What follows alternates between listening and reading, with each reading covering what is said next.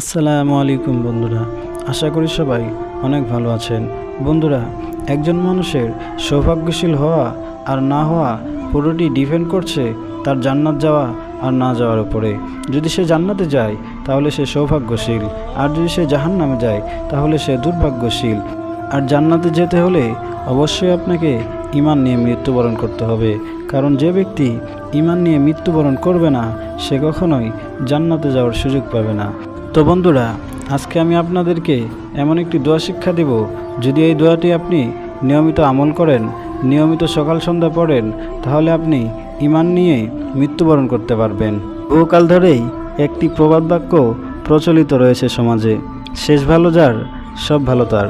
হ্যাঁ, কোনো ব্যক্তির শেষ কাজটি যদি ভালো হয় তবে সে ব্যক্তি সফল, কেননা কাজের শেষই মানুষ ফলাফল লাভ করে।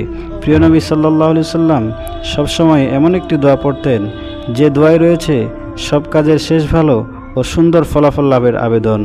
মুমিন মুসলমানের অন্তরে চূড়ান্ত চাওয়া পাওয়া হলো ভালো ও উত্তম মৃত্যু লাভ করা, আর প্রত্যেকের উচিত ভালো ও সুন্দর ঈমানি মৃত্যু কামনা করা।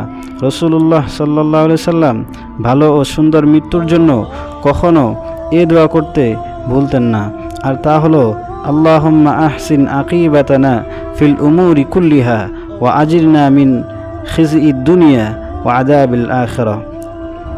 অর্থ, হে আল্লাহ, আমাদের সব কাজের শেষ ফল সুন্দর করুন এবং আমাদেরকে দুনিয়ার লাঞ্ছনা ও কবরের আযাব থেকে মুক্ত রাখুন। মুসনাদে আহমদ। এই দোয়াটি অনেক ব্যাপক।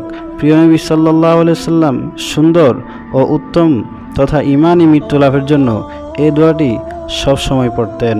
সুতরাং মুমিন ব্যক্তি সবসময় এই দোয়া পড়লে শুধু উত্তম ঈমানি মৃত্যুই নয়, বরং সব কাজের শেষই হবে তার জন্য উত্তম ও কল্যাণকর। আল্লাহ তাআলা মুসলিম উম্মার প্রতিটি কাজের শেষে ফল সুন্দর করতে সবসময় এই দোয়াটি আল্লাহ তাআলা আমাদেরকে পড়ার তৌফিক দান করুক এবং এ দোয়ার বরকতে ঈমানি মৃত্যু দান করুক। আমিন।